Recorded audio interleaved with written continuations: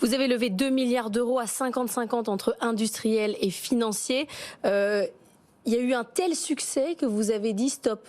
Oui, on arrête, on a assez d'argent. On avait, parce que quand on monte des fonds, il faut quantifier la taille de façon à être suffisamment gros pour peser et suffisamment petit pour être sélectif. Parce que si vous êtes trop gros pour le marché, après vous n'êtes pas assez sélectif, donc la capacité à être performant et rentable n'est pas bonne.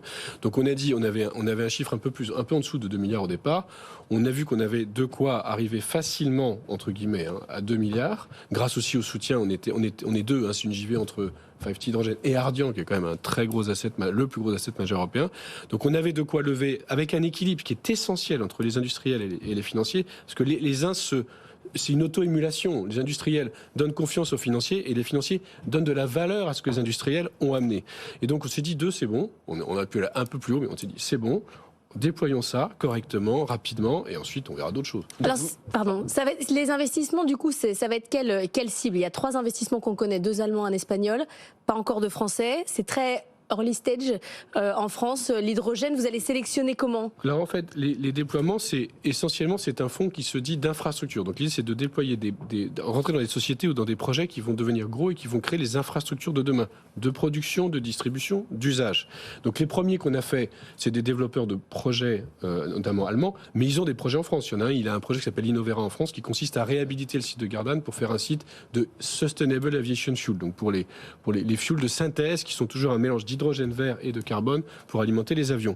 Le deuxième Enaga, c'est pour faire de l'hydrogène vert à partir du renouvelable compétitif européen qui est en Espagne. Il n'y en a pas tellement d'autres. Il y a en Espagne et dans le nord de l'Europe pour l'offshore.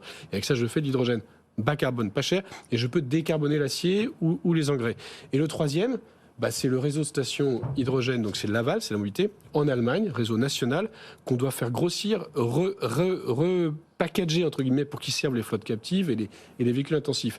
Donc en France, on va faire, bien sûr, on a des discussions avec tout un tas d'acteurs pour développer des projets. Simplement, on vient sur un sujet central, c'est la rapidité avec laquelle on est capable de déployer et notamment de mettre en place les incentives et les politiques publiques.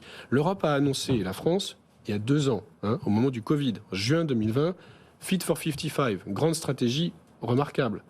Ensuite, on a eu 2 ans de mise en œuvre très compliquée avec des processus dérogatoires européens qui font que c'est seulement maintenant que la Première ministre a pu aller inaugurer les résultats de ces vagues dérogatoires et qu'on va pouvoir commencer à déployer les projets.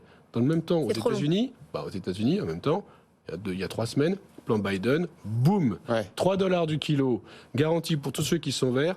Pas de contraintes de calcul, de méthodologie, etc. très complexes. Et donc, ils vont dérouler des projets à toute allure.